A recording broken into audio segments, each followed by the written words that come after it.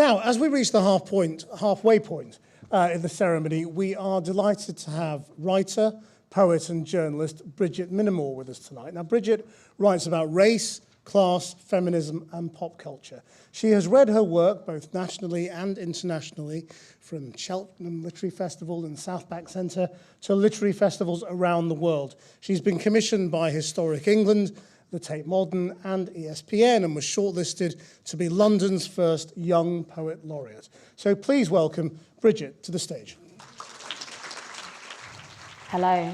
I normally hate having bios read out in front of a lot of people, but it's particularly embarrassing when you've been watching an hour of some incredible journalism and people's stories from around the world. So that was a fun experience.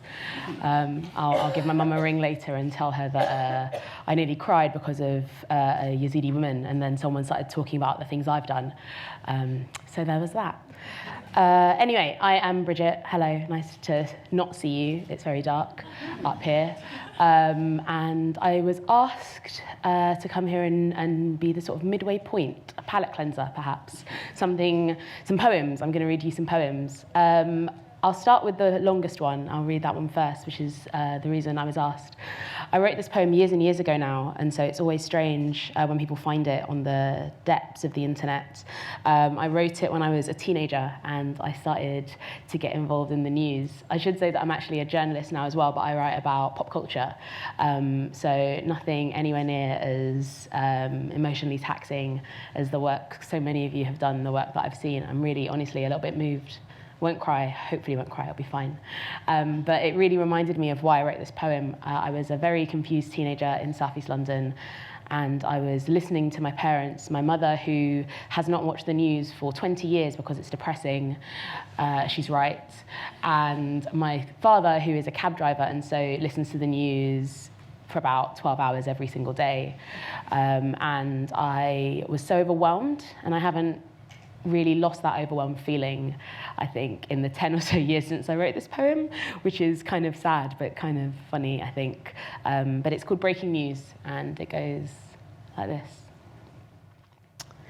We watch the news every day. We see it through every day. In some ways it's new, and in others it's too old to care too much about. The news is about me, and it's about you. The news is true, or it should be true. The news is false, the news is subject to the truth. It can be black and white, or black and blue, or white and black, and brown and grey, and mixed race, and two-faced, and straight-laced, and too loose, too few, too much to do to fix our world, and smooth and tough, and soft and rough, and simply never good enough. The news is layered, and textured, and colourful, and good sometimes, and bad a lot of the time. I'm not supposed to forget bad news, but I do. My mother likes to tell me that bad news is always breaking, like we're saying it soon runs out. Bad news always breaks, she says. It doesn't last long for us. It doesn't. The pictures sometimes seem like they're never enough. Image 1, image 2, image 3. You look left, you see death. You look right, you see life. You look straight ahead before you realise that they're all fighting their way to stand out in our minds. They don't last in the way that they should. They don't last in the way that they could. We see, and then we leave, and then move on to something else, and we forget that someone might have died today. It's strange to think about in a country, in a world where I have a tiny little bit of a say. Someone that I don't know has died right now, today. In a country far away, the breaking news is someone's life. The broken hearts from bombs and blasts, the aches and pains from broken glass to guns to last-minute grabbed anything. So far away, so far from us, we watch their news break every day. We watch their hearts break, their heartache, a father's face, a mother's eyes to a God she no longer believes in. A brother scared to make mistakes and what to take, and how his sister's life will change, and a preteen girl's acknowledgement that things will never be the same, because that's what life is like in this place, in their space, where their race or whatever it is isn't right today, but next week, fingers crossed, those in charge won't be the same, and their race will be right again, but someone else's won't. For now, though, they'll just go, leave house and home behind, and they'll keep walking for now, just move forward for now, because turning back at borders isn't always an option. And next door, next week, next year, next time, the father's face, the mother's eyes, the children knowing words like genocide will stay the same in a different country or a different place, because some things feel like they don't ever change. And we protest on and march and shout. We hope that things won't stay the same, that the bad things soon will go away. But sometimes we are human, and sometimes we forget. But then those secondary scenes that make up our TV screens, those backgrounds of our living rooms that often seem so full of screams and angry arguments at the things that make us for 1 second think that our lives aren't that great. But then the TV screen with breaking news of broken hearts makes us feel a little bit happy with our lives again. Life could be so much worse. You see, it's easy not to see things clearly. It's easy to believe what you don't see. It's even easy to feel guilty, but it's much harder for us all to feel at fault. Thank you.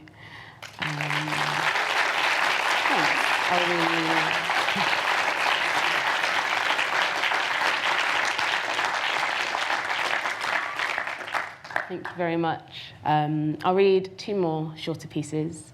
Yeah, it's funny reading all of. I think before I started writing about pop culture and about theatre and about music, and I guess sometimes I dip into politics with that. I used to write a lot more about politics in my poetry, perhaps a symptom of being young and overwhelmed, but also righteous. Hopefully, I'll try and maybe this will bring a little bit of it back to me. I hope. So this is another piece. Also mentions my parents, which I didn't realise. I think, yeah, they're pretty political, pretty great people actually, and so they often pop up when I think about politics a lot. This piece is called Power, and it goes like this. Power is not for everyone, my mother says. Some people like to take it, pick it up, throw it down, crush its face into the ground. Power is not for most men, she says, because power is stronger than us. Power will always be stronger than us. Because some people think uniforms are armor. Some people will hide behind oversized vans, some people twist arms and twist hands, and some people like people in boxes. 22 hours a day, some people take pleasure in taking away freedom for reasons no one can explain. Some people take pleasure in taking away freedom from people who have just made mistakes. Some people like hitting. Some people like kicking. Some people feel batons are bullets and the best way to strike is to hit first. You shouldn't hit first. Some people see skin and assume things. Some people don't bite but bark first. You shouldn't bark first. And some people are fighters. And some people are all of the above. Wearing uniforms as armor against people like us, they will fight us with wigs and the things that they say, the laws that they make, the sins they continue to make in our name, the thoughts they thought without much thought, the plans they made to just gain more, the people they promised they would not betray, the lectures not listened to, children ignored, structures not toppled and bankers adored, the black oil funding their folly and the wealthy hiding their aims, and piles of overlooked bodies littering outside unmarked graves. All these things are hard and they all hurt us all every day. Power is not for most men, my mother says, because power is stronger than us. Power will always be stronger than us, but we will always stand up and retaliate.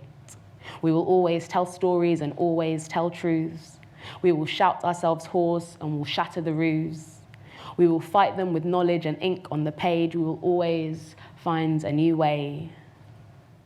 Peaceful protest doesn't exist, my dad says.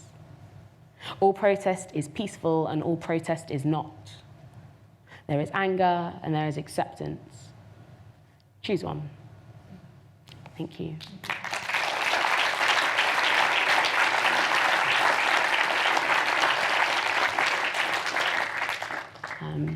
Lots of debate in my household, if it wasn't obvious.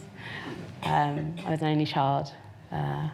My dad is a communist, and my mother, as I said, has not watched the news for 20 years, so that was fun. I'll read this last piece. It was actually a commission I was given by a gallery a couple of years ago, and they gave us all a picture, and we had to write a response. And my picture was of this teenage girl in Syria and her sister looking at a sunset, and I had to write something, and I remember I got this picture, and then 2 days later, Syria sort of had another sort of spurt in the news again, and I just was really sort of bombarded with so many other images, but I kept on thinking of this image that I was given, and for some reason just had this whole story. And and then after I wrote the poem, they told me some more information about her, and yeah, it was startling how different it was, but I sort of tried to incorporate it all into her story. And it's a real shame because I never found out her name, and no one ever knew her name, which, I don't know, for some reason I really wish I knew her name, because I think of that photograph all the time, and I have it now in my house. This piece is called The Men Are Coming Soon. Peering through the blinds of a third-floor window, watching the sun sit like an angry red ant on the sole of the shoe of a man who we all wish knew better. Watching the sun sit on the top side of a sea as blue as the eyes of the white men she has never seen, a sea that she wishes he could walk across. Sitting in the shell of a home her father built before the men that came before came. Peering through the blinds of a third-floor window, watching the sea the white men want to come across. The sea she wishes she could stretch her arms across and be a bridge for what is left of her family. The men are coming soon. The white men hear of gas and want to kick the land, her sister says. The men are coming soon, her sister says. Too late to break up the fight. They are coming to watch us need stitches. They are coming to watch us all die. They are coming soon, her sister says, but won't let us come to their lands. They say. Stay and breathe in all this gas, they say. The lands are only for them, they say. We are cockroaches scuttling across the sea, they say. Swim, they say. Swim, they say. And if you make it across, we still might not let you in. And if we do, we might not let you stay. She is more hopeful than her sister. Maybe she will see the white men walking over the water, coming to the shell of the house her father built, knocking on the door and say, we do not want to kick the land, we are here to watch the sunset. We have heard the sunsets in Syria are the best sunsets in the world. We know we are late and we are sorry. Maybe we should not have come at all. While we are here, we will rebuild your house and help you hold your breath. Perhaps we should be doing more. Thank you very much.